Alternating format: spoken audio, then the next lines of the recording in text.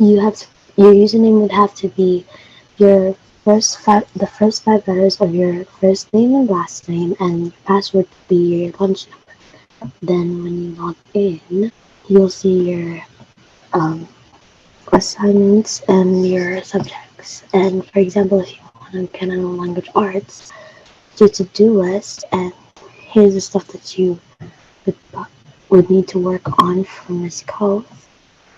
And then if you're gonna get to the lesson, for example, you're on module 8.